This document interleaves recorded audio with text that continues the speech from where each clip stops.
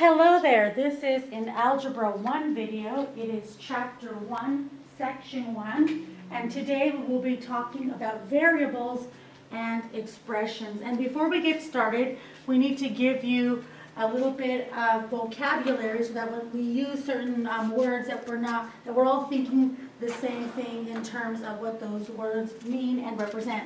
So the first of those is an algebraic expression. An algebraic expression can consist of sums and or products of numbers and variables.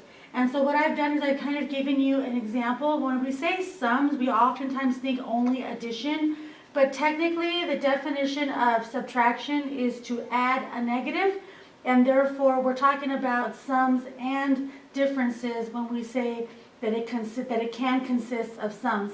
Also, the same is true with products. We don't say division, but we know that division is basically multiplication of a reciprocal, and we will talk about that as the course progresses. But so therefore, you can see that even though it says only sums and products in the definition, you can see that we've got a difference, a sum, a product, and even a quotient or division happening there. So just want to remind you that it can have both addition, subtraction, multiplication, division. There's typically a variable involved. And so here are some examples of different algebraic expressions. Our next word is term. And a term may be a number, a variable, or a product or quotient of both numbers and variables. So again, going back to our previous examples, this expression here only has one term. Something that's not written here in the definition for term but might be useful for you is that terms are separated in expressions. They're separated by addition and subtraction only. Okay? So this is two terms because we've got a separation of subtraction, so we've got two terms there.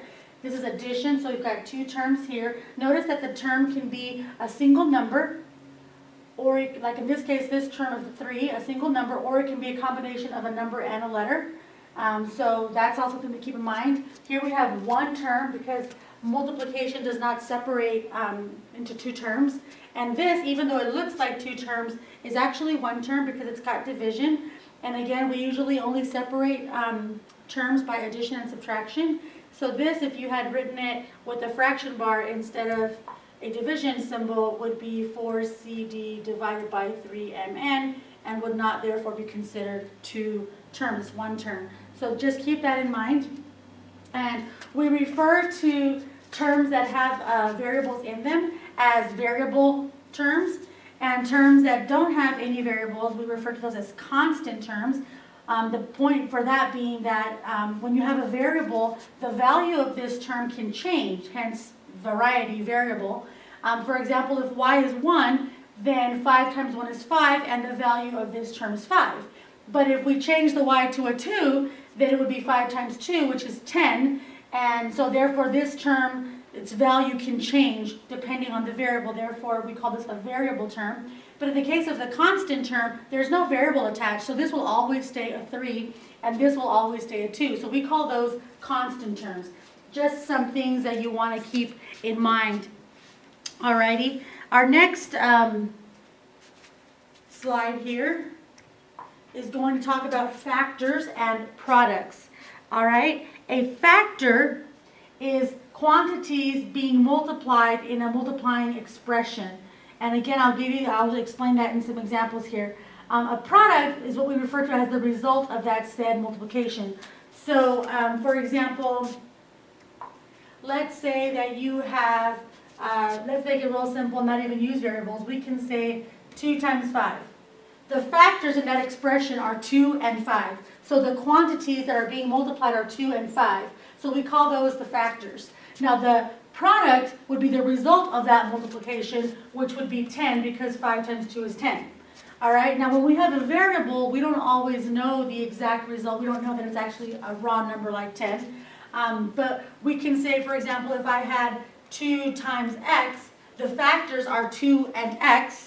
And then the product would be 2x because we don't know what x is, so we can't actually state what the result would be. But we refer to the result as a product. Also want to clarify that You can have different ways of representing multiplication. You can have basically a standalone, it's kind of what I call the standalone. There's no symbol involved here. You got two variables right next to each other. There's not really any space in between. We call that multiplication. Of course, you can also use the dot in between the two factors if you'd like. You can also use parentheses around one of the variables, either one or both. So parentheses indicate multiplication, the dot represents multiplication, and of course, when you have the two factors right next to each other, that would also indicate multiplication, as long as they're not numbers. Like if you can't just go 2, 5 and call that multiplication 2 times 5, because that just looks like, well, 25. You have to have one number and one variable in order to use the proximity to represent multiplication. So 2x would work, but obviously 2, 7 would just be 27. Okay, so our next vocabulary is powers. Powers are expressions like x to the n. I'm sure you've seen them before. You can also refer to the power as the exponent. So we can talk about the power of n, or like if you have something where you got, let's see here, let's say you're doing 5 to the third power. So sometimes we can refer, the word power can refer to the exponent, but generally we're talking, when we say power, we're going to say we're working with powers today. We're talking about the entire expression as a whole. So you see my diagram here referring to the whole thing as a power. The exponent indicates the number of times that the base is used as a factor. The base, of course, being the number here that's, in this case, x. So we got on our labels here, the base is x, n is the exponent. So basically, the n tells us how many times to use that base as a factor. So in the case of the 5 to the third power, it's telling us that we should be using the 5 as a factor 3 times. So 5 times 5 times 5. Okay? So, and that would be 5 times 5 is 25, and 25 times 5 is 125. So that would be the result of our power. Of course, when you read, this says when you read the expression, you say x to the nth power. So in the case of my example, it would read 5 to the third power. If it was 5 to the 7th power, then you would put 5 to the 7th power, and on and on. So that's our little bit of anatomy here with the anatomy of powers. Make sure that you know that the base is what you're being multiplied, it's the factor, and the n tells us how many times to use that factor, and so there we go. So now we want to kind of put some of this stuff together, and like I said before, we're dealing with variables and expressions today. So our very first example says write a verbal expression for each algebraic expression. So they want us to take this algebraic expression and write it to words. Okay, so you want to really try and stay away from the most obvious things like plus, minus, times, because those things are words that we used when we were like maybe in 3rd grade. But we're now in Algebra 1, and this is a high school course, so you kind of want to graduate your terminology. It's not that it's necessarily wrong, it just doesn't sound right. It's like if you were using the same language ability as a teenager that you were as, a baby. It's not the same thing. You're older now, we want to use more broad expressions, and you got to get familiar with those expressions. So it's not that it's wrong, but we want to really try and stay away from using words like plus and minus and take away and that kind of thing. All right, so instead we want to use words like sum, difference, product, quotient, and they're on as an example. Sorry, get tongue twisted sometimes. But here we go. So we are going to show you how this works. So here I can see that because I have a 3 right next to an x, so this is going to be a product. And I also, there's a power going on here. So I have x to the 4th power. Remember, that's how we read that, x to the 4th power. So what I'm going to say here for this little guy is that we have the product of something and something else. So what you want to do is just that'll help you kind of know that you need 2 things. So you have a product. So what 2 things are being multiplied by each other? Well, the 3 and the power. So we're going to say the product of 3, and we know how to say this now, x to the 4th power. I don't want to go into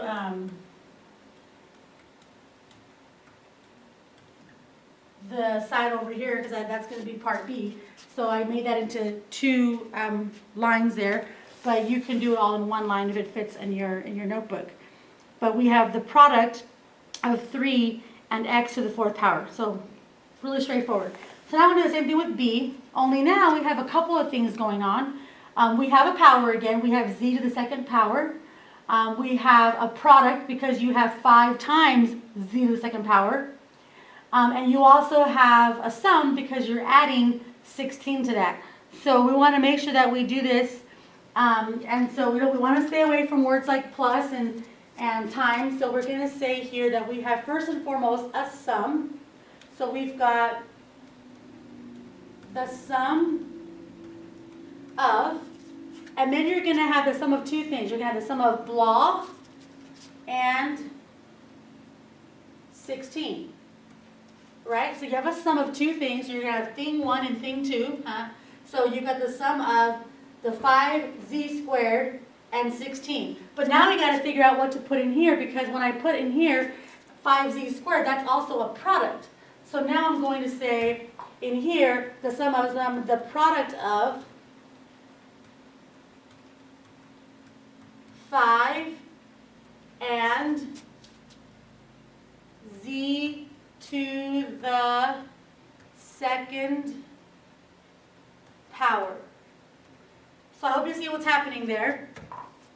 I have a product, and a product is also something that consists of two things. So I'm going to have my 5 as my first thing, then the word and then of course the second thing is z to the 2nd power. So it's this whole thing right here. All right? So now I actually have my final answer. Excuse me. And so what we want to do is finish off by actually writing out, excuse me, you can leave the answer like that, but I want to kind of make it a little more consistent and not kind of all falling off here. So I'm just going to say now finally the sum of the product of 5 and z to the 2nd power and 16. And there you go.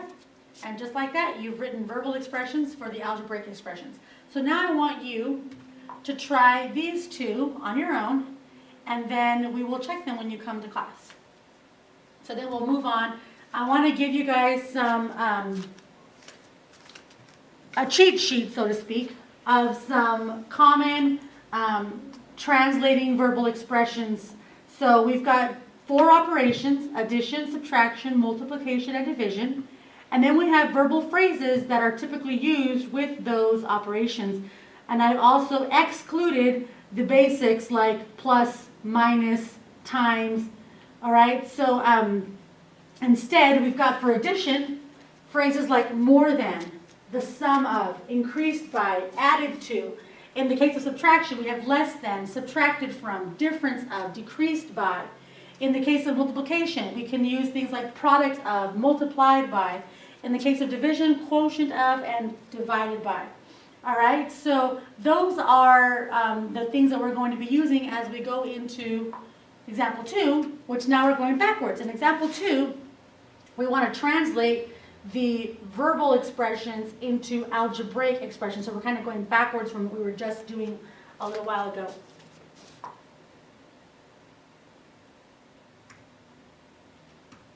So we have here a number t more than 6. So we want to basically use our little cheat sheet. We know that more than means addition, so we're going to add 6 to something. We're going to add that to a number t. All right, so another way of thinking about it is if you wanted to put different values in for the variable, because sometimes that helps people visualize what's going on. Let's suppose that instead of t, it said 2. What if it said 2 more than 6? We all know that that would mean 2 more than 6 would be 8. So it means that you would take the 2 and you would add 6 to it, you would get 8. So instead of using the 2, we can just use the variable, which is t more than 6. You can also, because addition is can be written in either order. You can even say 6 plus t. All right? So a number t more than 6. So more than 6 means you're starting with 6 and you want t more than that. Or in the case of the 2, you want 2 more than that. So 6 plus 2, 6 plus 3. You want the t to be what you're adding to the 6. So 6 plus t will work, or t plus 6 will work. Either one of those expressions will be fine. So for part B, we want to do 10 less than the product of 7 and f.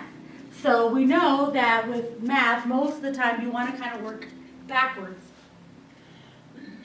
Most people get confused with the 10 less than because they think of 10 less and they automatically want to go minus 10 or 10 minus something. And it's not 10 minus something. It is negative 10, but that sometimes throws people off. So what we want to do is start with the end of the expression. So we have the 10 less than, but we also have the product of 7 and f. So it makes more sense for us to start with the product of 7 and f. And so we're going to put the product of 7 and f is going to be 7f. We can use just the proximity of the number with the letter to do the product there. And then we want 10 less than that. So we want to go minus 10. When you want less than something, you want to subtract it from something else. So 7f minus 10. Again, you could also do negative 10 plus 7f, but that usually causes more confusion, but I just want to clarify that it is also the same thing. All right, and then in the last one we have part C. It says 2/3 of the volume V. 2/3 indicates a fraction and therefore division. So we know what 2/3 looks like. And since we know that division is nothing more than multiplying by the reciprocal, then instead of trying to do,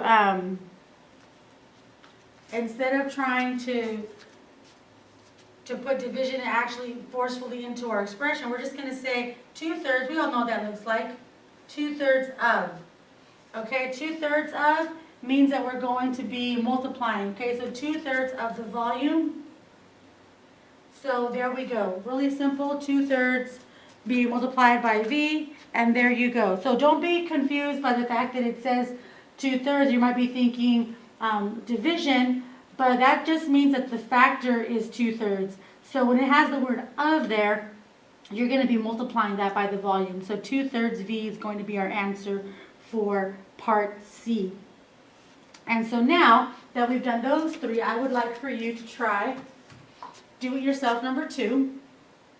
And then we'll go on to our last example, which is dun, dun, dun, word problem. And typically students don't like word problems, but I really think that it's kind of an anxiety thing and you tend to just shut down. So I'm really going to ask that you try really hard to just give it a chance and don't allow yourself to shut down just yet. And then we can work through this. And you'll see that it's not as bad as you might have imagined it to be. All right, so here we go. Mr. Martinez orders 250 keychains printed with his athletic team's logo and 500 pencils printed with their web address. Write an algebraic expression that represents the cost of the order. So the first thing that I'm thinking right now is like they gave me some numbers, and that's good. There's a 250 there, there's a 500 there. But they also gave me a cost, and as I compare the cost to the numbers that I was given, those numbers do not indicate a cost. They indicate a quantity, how many of something that I printed or that I'm purchasing. And then they're asking me for a cost.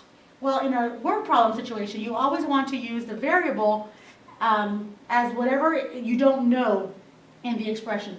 So if I wanted to know how much I would pay for this order, I would have to know that how much the keychains cost me. If each keychain only cost me $1, then $1 times 250 keychains is going to be $250. If the pencils cost $2, then 500 times 2 is 1,000, so we have $1,000 for that. So combined, I'm going to pay $1,250 if that were the cost. But the problem is I don't actually know what the cost is or what the price is for each item. Hence, where we use a variable. So we're going to say whichever variable you want to use is okay, but you have to define your variables. So I'm going to come over here and say I'm going to use X and I'm going to use Y because I'm really generic that way. And I'm going to say that X is going to represent the cost of the keychain.